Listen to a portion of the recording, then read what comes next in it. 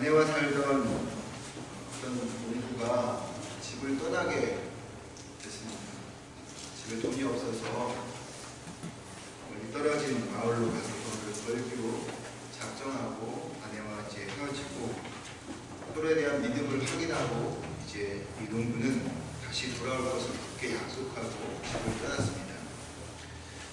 20일 동안을 걸어서 어느 마을에 도착했고 이 농부는 한 집에 들어가서 부잣집에서 20년 동안 일을 하기 시작을 했습니다. 농부는 이 주인에게 20년 동안 자신의 월급을 저축해 두기를 좀 부탁을 했어요. 주인에게 자기가 20년 동안 일한 것들을 그때 주지 말고 자기가 20년이 다 끝날 때 자기한테 그 20년 동안의 싹스를 한꺼번에 달라고 그렇게 부탁을 하고 열심히 일을 했습니다. 그렇게 20년을 일하고 난 후에 이제 집으로 돌아가고자 농부가 이 부잣집 주인에게 그동안 20년 동안 제가 일해서 번 그 돈을 모아둔 돈을 달라고 이야기를 했죠. 그랬더니 주인이 이렇게 제안을 했습니다. 20년 동안 번 돈을 가져가든지 아니면 자기가 3가지의 지혜를 줄 터인데 그것을 받아갈 것인지 둘 중에 하나를 선택하라고 주인이 농부에게 제안을 한 거죠. 고민을 이틀 동안 한 이 농부가 20년치의 싹스를 안 받고 주인님이 저한테 제안하는 3가지 지혜를 받아가겠습니다 라고 이야기를 했습니다. 주인이 그 이야기를 들으면서 미소를 짓고 3가지 조목조목 삶의 지혜를 알려주었습니다. 첫 번째, 인생에서 지름길을 택하지 말라. 그러면 크게 대가를 치르게 될 것이라고 이야기를 했습니다. 두 번째로, 과하게 호기심을 가지 말게. 과한 호기심은 다칠 수도 있다네. 두 번째 지혜를 주었습니다. 그리고 세 번째 지혜, 화가 났을 때 절대로 무언가를 결정하지 말게. 그렇지 않으면 끝없는 후회를 하게 될 것일세. 그렇게 이야기하면서 이 주인은 이 농부에게 빵 3덩어리를 주었습니다. 첫 번째, 두 번째 빵은 길거리를 가다가 먹고 마지막 빵은 집에 가서 먹으라고 준 것이죠. 농부는 그 빵 3덩어리를 가지고 그리고 3가지 조언을 마음에 새기고 길을 떠났습니다. 떠나는 첫째 날 어떤 한 사람을 만났습니다. 그가 어디로 가는지 여행길을 물은 거죠. 그랬더니 자기는 21일 걸려서 집으로 돌아가야 되는 그런 사람입니다 라고 이야기를 하니까 이 만난 사람이 내가 5일 만에 갈 수 있는 길을 알려주겠다라고 이야기를 했습니다. 그리고 무심코 가는 순간에 첫 번째 주인이 이야기해준 그 지혜가 생각이 났습니다. 인생에서 지름길을 택하면 큰 손해가 있을 수 있다라고 한 그 말이 떠오르자 그 농부는 5일 길 만에 갈 만한 그 길을 포기하고 그냥 원래대로 가게 되었습니다. 5일 길로 가는 그 길에는 노상 강도가 있었기 때문에 그는 목숨을 구할 수 있었습니다. 밤이 되어서 한 집에 머물게 되었습니다. 하룻밤을 자고 있었는데 잠잘 새벽 때쯤 갑자기 이곳저곳에서 큰 울음소리가 들리게 됩니다. 마치 무슨 전설의 모양 같죠? 여기저기서 막 울음소리가 막 들려왔습니다. 너무 궁금해서 어떤 일인지 문을 좀 열려고 하는 순간에 두 번째 이 주인이 자기한테 주었던 지혜가 과한 호기심은 큰 코를 다칠 수 있다라고 하는 이야기가 떠올라서 그냥 문을 열지 않고 잠을 청했습니다. 다음날 아침에 집주인이 와서 지난밤에 호랑이가 밤에 내려와서 사람들을 잡아먹는 그런 일이 벌어졌다라고 하는 그런 이야기를 하면서 당신이 문을 안 열었기 때문에 살 수 있었다라고 말해 주었습니다. 그렇게 2번의 목숨을 건진 이 농부는 20일 동안 집에 도착을 이제 걸어서 하게 되었는데 늦은 밤에 집을 이제 도착해서 문을 열려고 창문을 사이에 보는데 자기 아내가 어떤 한 남자를 꼭 껴안고 있는 것을 보게 되었습니다. 기쁨과 그리고 순간 그것이 충격과 분노로 변하는 순간이었습니다. 그 아내가 다른 남자를 껴안고 있는 그 모습을 보면서 마음의 증오가 떠오르고 분노가 일어나기 시작했습니다. 그래서 달려가서 둘 다 죽이고 싶은 마음이었습니다. 근데 그 순간 이 주인이 그에게 해준 세 번째 이야기가 떠올랐습니다. 화가 났을 때 절대로 무언가를 결정하면 큰 후회가 된다는 그런 말을 기억하고 자신을 억제했습니다. 그리고 헛간에 가서 잠을 자고 다음날 아침에 일어나서 주인에게 돌아가서 이를 구하자. 그렇지만 내가 저 여자와 그 남자를 죽이고 가겠다라고 생각을 하고 그 아내한테 가게 되었습니다. 그러면서 그 아내에게 난 당신에게 항상 믿음을 잃지 않고 대했는데 당신은 나에게 대해서 그 믿음을 잃어버렸다라고 이야기를 한 거죠. 아내가 남편의 모습을 보면서 너무 반가워서 이제 그 아내가 남편을 안으려고 하는 순간에 남편이 내저으면서 난 당신을 더 이상 신뢰하지 않는다라고 이야기를 하면서 그 이야기를 한 거죠. 나는 어젯밤 당신이 한 남자와 껴안고 있는 것을 보았다라고 하는 것입니다. 그때 아내가 이렇게 이야기했습니다. 아니에요. 그 사람은 20년 전에 내 태중에 있었던 저의 아이였습니다. 그 아이는 당신의 아들이에요 라고 이야기를 했습니다. 그 아이가 그 농부의 아들이었고 그날 저녁에 엄마와 같이 있었던 모습을 이 농부는 잘못 착각하여서 죽일 수 있는 상황이 되었던 것이죠. 이 세 가지 죄를 마음에 새겼던 농부는 세 번에 걸쳐서 큰 일을 피해갈 수 있었습니다. 그리고 마지막 집에 가서 먹으라고 한 그 빵을 뜯으려고 뜯어보니까 20년 동안 자기가 벌어왔던 그 모든 금액이 그 안에 있었다고 합니다. 여러분, 노벨 문학상을 받은 프랑스의 소설가인 로망 롤랑이라는 분을 아십니까? 로망 롤랑, 저 잘 몰라요. 들어봤어요 옛날에. 로망 롤랑이라고 하는 분이 이런 이야기를 했어요. 인생은 영화가 시작된 지 15분 후에 들어간 것과 같다라고 이야기를 했습니다. 무슨 얘기일까요? 인생이란 영화관에 15분 늦게 들어간 것과 같다. 우리가 처음에 들어가면 그 영화가 어떻게 진행되는지 다 알잖아요. 흐름을 다 알고 그리고 그 캐릭터도 알고 다 아는데 15분쯤 후에 들어가면 그 영화의 흐름을 곧장은 모른다는 거죠. 그 사람의 그 성격도 모르고 어떻게 이런 일이 벌어졌는지 모른다는 것입니다. 그런데 시간이 조금씩 20분, 30분, 40분을 지나가면서 이 얘기가 이런 거구나, 이런 것이 이렇게 가는 거구나 라는 것을 알게 된다라고 하는 것이죠. 인생이라는 것이 마치 그와 같다는 것입니다. 한참 지나고서야 어려운 것이 우리가 그것이 무엇인지를 깨닫게 된다는 것입니다. 이유와 원인을 모르는 일도 또 이것이 어떤 의미인지 모르지만 시간이 조금씩 지나가다 보면 나중에서야 그것이 마치 조각이 퍼즐 맞춰듯이 하나 둘 맞춰져서 인생이라는 큰 비초가 보여진다라고 하는 의미에서 이 로망 롤랑이라고 하는 사람은 인생은 15분 늦게 들어간 영화관 같다라고 이야기를 한 것입니다. 여러분, 사람이 제일 어려운 것이 뭘까요? 기다리는 것입니다. 기다리는 것처럼 참 힘든 것은 없어요. 엘리베이터를 탔는데 그 1초, 2초 사이에 문 닫히는 것을 못 참아서 우리가 막 누르잖아요. 그런 우리 기다리지 못하는 모습. 신호등이 바뀌었는데 앞에 있는 차가 빨리 출발해야 되는데 안 출발하는 그 순간 딱 크락스를 울리는 우리의 모습. 그리고 아이한테 산수 문제 풀으라고 했는데 1 더하기 1은 2 뻔히 보이는데 그거 못 풀고 주저주저하는 그 순간에 2를 먼저 써버리는 우리의 모습.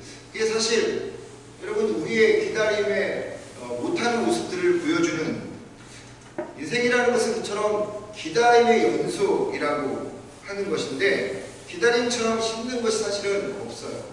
제가 지금도 경험하는 것 중에 하나가 참 힘들었던 것 중에 하나가 2000년대 초반에 이제 밴쿠버에 들어왔을 때 비자를 요즘은 이제 어떤지 모르겠지만 1년을 받아야지만 아이들 학교를 보낼 수가 있어요. 근데 364일만 받아도 학교를 보낼 수 있는 비자가 없어요. 안 돼요. 그냥 퍼블릭 안 되고 사립학교에서 돈 내고 가르쳐야 돼요. 근데 제가 10일 빠진 355일을 받았어요. 아무 생각 없이 그냥 받고 들어왔는데 그게 학교 갖고 갔더니 이 비자 가지고는 아이들 학교를 보낼 수가 없다고 하더라고요. 그래서 제가 다시 재신청을 했습니다. 재신청을 했는데 무려 한 6개월 정도 그 비자를 그러면서 기다리고 있었어요. 아이들이 학교 못 가고 집에서 저희들은 뒹굴뒹굴 거리면서 놀고 하는 그게 너무 힘들더라고요. 얼마나 힘들었는지 제가 나가서 우편 그 포스트맨 아저씨한테 막 붙잡고 왜 비자가 안 오냐고 그랬더니 그 아저씨가 저를 보면서 이 사람 미친 사람 아니야? 저 이렇게 하듯이 저를 대하더라고요. 그때처럼 참 기다린 것이 힘들고 어려운 때는 없었던 것 같습니다. 이스라엘 백성들이 보낸 광야 40년의 삶, 사실 기다림의 연속이죠. 애굽의 삶과는 다르게 상식과 경험과 이성이 통하지 않은 그런 광야, 그런 광야에서 40년을 생활을 했다는 거죠. 사실 애굽이라고 할 때는 몸은 좀 힘들지만 그래도 뭔가 실수를 하든 아니면 실패를 하든 성공을 하든 결과가 있잖아요. 근데 결과가 이 광야에서는 없어요. 그냥 마냥 기다려야 되는 곳이 그런 곳이다라는 겁니다. 그러니 얼마나 이스라엘 백성들이 힘들었겠습니까? 근데 그렇게 기다림을 통해서 자꾸 자기 안에 있는 그런 성품들이 튀어나오는 거예요. 툭툭 튀어나오면서 비로소 자기가 이런 성품이 있구나라는 것을 직면하게 되고 그래서 훈련받았던 곳이 광야인 것입니다. 그래서 자기의 삶의 모습들이 바로 잡혀져 갔던 곳이 광야. 그래서 그런 광야는 참으로 의미가 있다라고 생각합니다.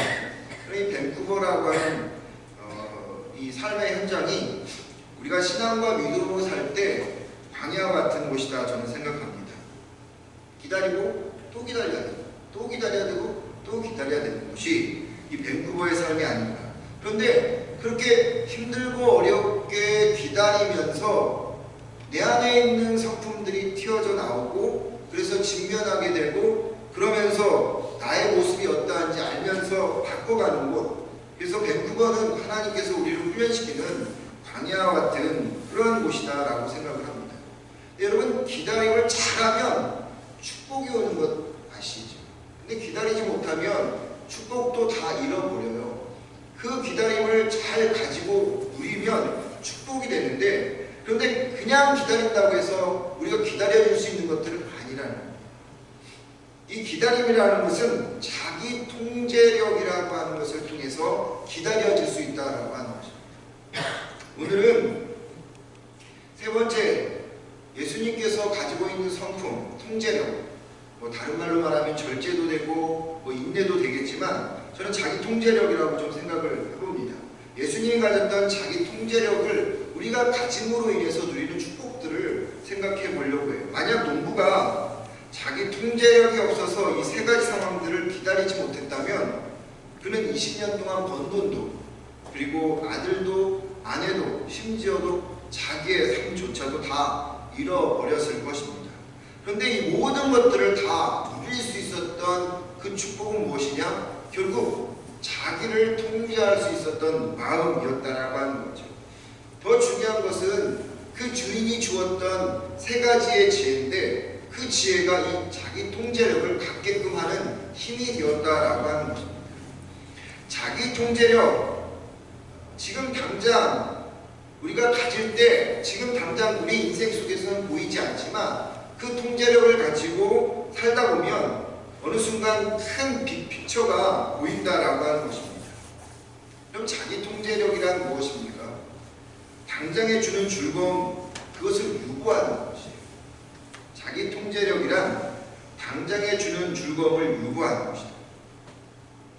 요즘처럼 이렇게 즐거움과 손쉬운 해결책을 달라고 하는 그런 이 포스트모더니즘 시대 속에서 사실 자기 통제력이라는 것이 무의미하게 느껴질 수도 있습니다. 그렇지만 예수를 닮아가는 우리들에게는 무척 중요한 성품이에요. 왜냐하면 말한 것처럼 자기 통제력을 가지면 주어지는 축복이 엄청나다라고 하는 겁니다. 저는 그런 의미에서 내 안에 가지고 있는 자기 통제력이라고 하는 것이 관제탑과 같다라는 생각을 해봐요. 여러분, 관제탑이 어디에 있습니까? 비행장에 있죠. 관제탑에서 역할이 무엇입니까? 뜨고 착륙하는 그런 비행기들을 조절시켜 주는 곳입니다. 만약에 이 관제탑이 고장이 났다고 생각해 보십시오. 이 관제탑에서 나오는 신호들이 잘못됐다고 생각해 보십시오. 그러면 어떤 일들이 벌어지겠습니까? 그냥 착륙하는 비행기와 이륙하는 비행기가 서로 부닥치면서 사고가 엄청나게 크게 나기도 하는 것. 실제적으로 여러분 아시겠지만 얼마 전에도 이 관제탑에서의 실수로 인하여서 큰 대형 이 비행기가 활주로로 이제 이동하고 있는데 저쪽에서 오는 그 착륙하는 비행기하고 거의 아슬아슬하게 확 지나갔던 적이 있었습니다. 그것 때문에 아주 나라가 발칵 뒤집혔던 적이 한국에서 있었던 적이 있었죠. 그러니까 관제탑이라는 것은 이처럼 복잡하지만 그러나 그것들을 잘 안정되게 규모 있게 질서 있게 만들어주는 것이 관제탑이라고 하는 것입니다. 관제탑이 문제가 생겨나면 인명피해가 많이 일어나지만 관제탑이 제대로 되면 복잡해도 잘 질서 정연한 공항이 되듯이 자기 통제력이라고 하는 것은 마치 이와 같이 관제탑과 같은 것이죠. 내 통제력이 무너져 버리면 마비가 되어지면 우선순위의 혼란이 와버리고요. 우선순위의 혼란이 오면 삶의 여러 가지 것들이 뒤엉키면서 충돌하기 시작합니다. 그래서 어떤 사람들은 이러한 자기 통제력이 되어지지 못해서 제가 종종 이야기하죠. 바쁜 일이 중요한 일이다. 맞습니까? 틀립니까?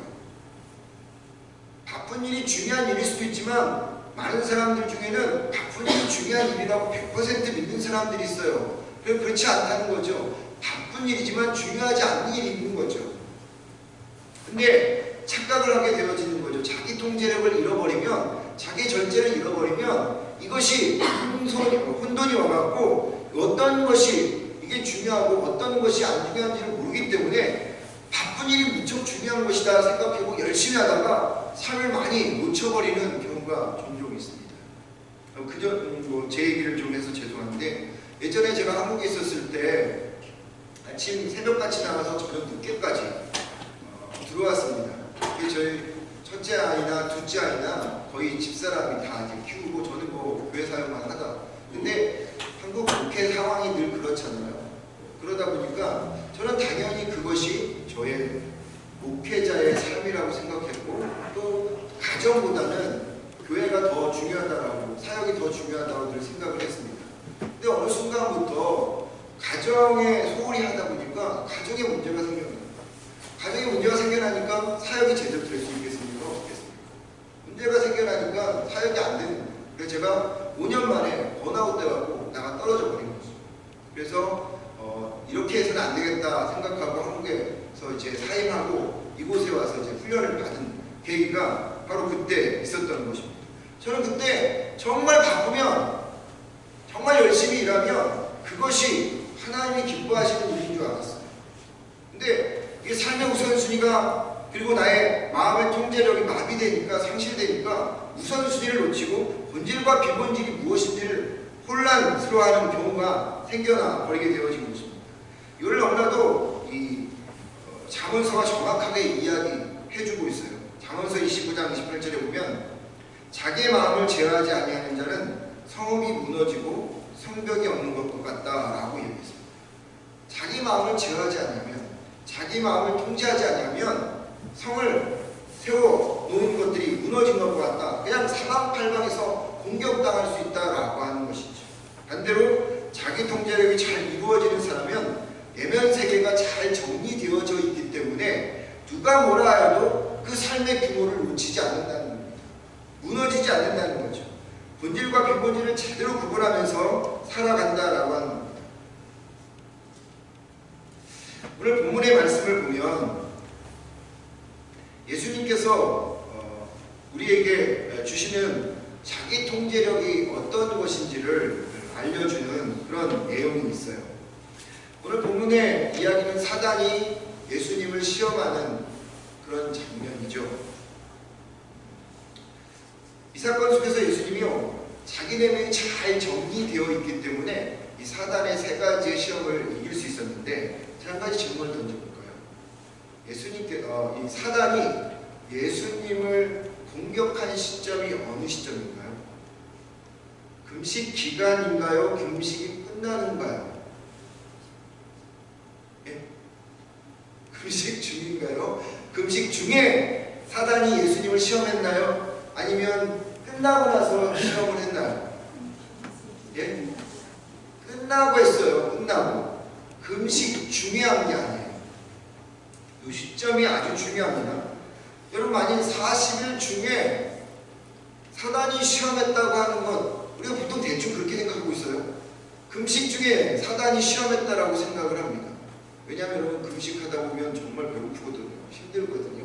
그때 와서 돌로 떡덩이를 만들라라고 하면 배가 고프니까 뭔들 못하겠어요. 막 그렇게 할 수도 있는 거잖아요.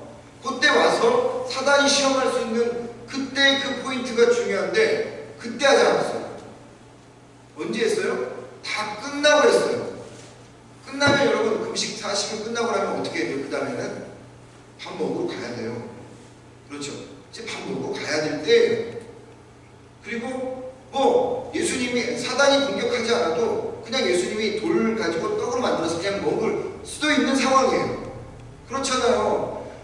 금식 중이라면 몰랐겠는데 금식이 끝난 상태잖아요. 금식이 끝난 상태에서 밥을 먹으러 가야기도 하고 떡을 먹을 수 있는 상황인데 그때 사단이 중간에도 아니고 그때 와서 사단이 예수님을 시험했다는 겁니다.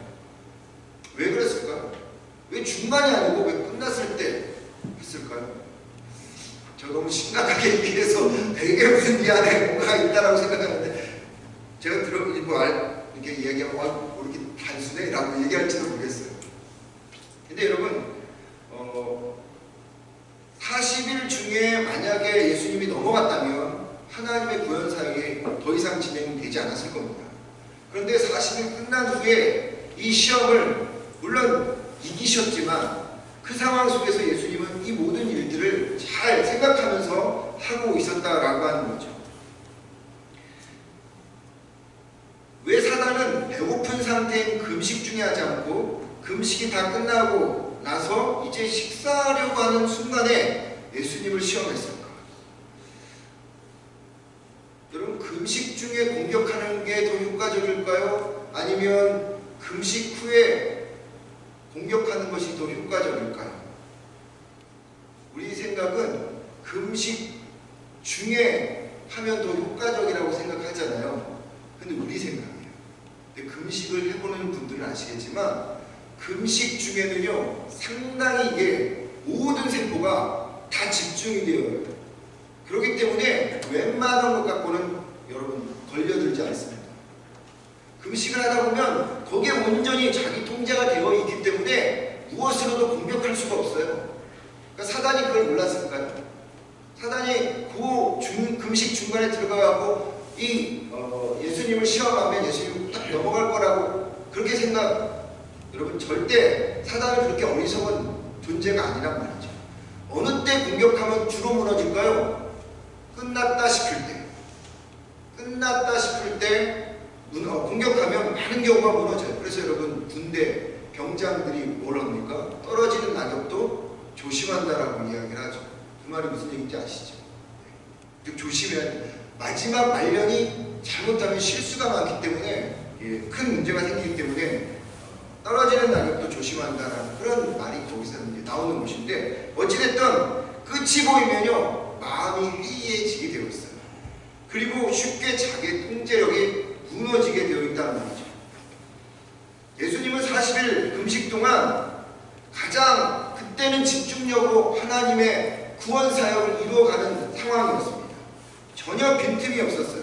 그런데 40일이 이제 딱 끝나고 내가 돌로 떡을 만들어 먹든 하늘에서 뺨 하고 뭐가 떨어지든 이제 다 끝났으니까 내 마음대로 해도 되는 그런 시점이었단 말이죠. 이제 집에 가서 뭐 고기 먹어도 상관없는 그 시점이란 말이에요. 그 시점에 이 사단이 공격하면서 예수님의 그 마음을 무너뜨리려고 했다는 겁니다. 그런데 그 순간 예수님은 이 사단의 세밀한 전략까지도 파악하셔서 자기를 통제하면서 이겨나갔다는 것이죠. 이러한 통제력이 이 사단과의 시험, 이 장면에서뿐만 아니라 3년 동안 매 순간 자기를 통제하면서 자기의 마음을 정리하면서 내면 세계를 잘 규모 있게 만드시면서 마지막까지 십자가에 가실 수 있었다는 거죠. 근데 여러분, 우리가 예수님께서 십자가에 죽으신 그 사건을 생각해 보면 우리가 한 가지 기억해야 될 것은 예수님은요, 죽은 나사로도 살리셨던 분이셨고 소경 바디메모를 눈뜨게 하셨던 분이셨고 문둥병자를 고쳐주셨던 분이셨고 갈릴리 호수를 걸어 다니셨던 분이셨어요. 그렇던 분이 십자가에 못 박혀 죽는다고 한다는 걸 상상할 수가 없어요. 왜냐하면 거기서 나올 수도 있고 그것을 다 다른 상황으로 바꿀 수도 있는 분이세요. 얼마나 오만 생각이 여기 막 들어갔겠어요. 이거 새롭게 하면 새로운 상황이 벌어질 수 있으니까 하나님이 안 들어주셔도 내가 이 길을 가겠다. 예수님이 여러 가지 생각, 가지고 있는 능력이 많으니까 할 수도 있잖아요. 그럼에도 불구하고 마지막까지 그런 여러 가지 생각들을 다 제껴놓고 십자가에 마지막까지 있을 수 있었던, 능력이 없어서가 아니라 그 상황에 있을 수 있었던 이유가 뭘까요? 그 마음에 자기 통제력이 있었기 때문이에요. 그렇다면 여러분, 이 자기 통제력을 통해서 예수님께서 결국 큰 구원의 빅픽처를 우리에게 주셨는데, 그러면 이 자기 통제력은 어디에서부터 나올까요? 아까 농부가 누구로부터 지혜를 얻었다고요? 주인으로부터 지혜를 얻은 거죠. 자기 통제력은 어디에서 나올까요? 하나님으로부터 나오는 거예요. 하나님이 주시는 지혜예요. 그게 뭐냐? 말씀이라는 겁니다. 오늘 예수님께서 3번을, 이게 처음 시험이에요. 공생의 처음 시험인데 이 3번을 어떻게 이기셨나요? 다 말씀으로 이겼어요. 보십시오. 4절에 보면 사람이 떡으로만 살 것 아니요 하나님의 입으로부터 나오는 모든 말씀이라고 이야기했고요. 7절에 또 기록되었을 때, 이 말씀은 하나님 말씀이라는 뜻이에요. 10절에 또 기록되었을 때 주 너희 하나님께 경배하고 다만 그를 섬기라 라고 말하고 있습니다. 3번 다 예수님은 하나님 말씀으로 다 이겼다는 거예요. 예수를 믿는 우리는, 성도는 그 통제력이 어디서부터 주어지냐면 하나님의 말씀입니다. 예수님이 시험 받는 순간순간마다 그냥 자기 생각과 이성과 방법으로 한 것이 아니라 하나님이 주신 말씀으로 자기를 통제해 나갔다는 말이죠. 마찬가지로 여러분, 우리가 우리 자신을 통제할 수 있는 것은 우리의 이성일까요? 우리의 감정일까요? 우리의 상식일까요? 물론 잠깐은 그렇게 할 수도 있겠죠. 그러나 그것으로 인하여서 주어진 결과들은 여러분 결국 복되지는 않다는 것입니다. 하나님께서 주시는 말씀 가지고 우리가 우리 자신을 통제하지 않으면 결국은 하나님이 주시는 그 축복됨들을 다 놓쳐버리는데, 시편 119편에 보면 여러분 잘 아시는 것처럼 시편 119편은 하나님의 말씀이 어떤 유익이 있는지를 우리에게 보여주잖아요. 104절과 105절에 보면 주의 복도, 즉 하나님의 말씀으로 말미암아 내가 명철하게 됐다는 거예요. 내가 스마트하게 됐다는 거죠. 모든 거짓 행위를 미워하게 됐다는 거죠. 내가 가지 말아야 될 길을 알게 되었다는 것입니다. 이게 잘못되었다는 것을 알게 되었다는 거죠. 그게 어디의 기준이에요? 하나님 말씀입니다. 그리고 그의 말씀은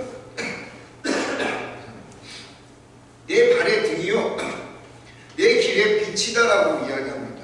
어두운데 어떤 게 길인지 몰라요. 어떻게 가야 될지 모르겠어요. 어떤 걸 결정해야 될지 모르겠어요. 근데 빛으로서 하나님의 말씀이 나를 비춰준다고 하는 것입니다.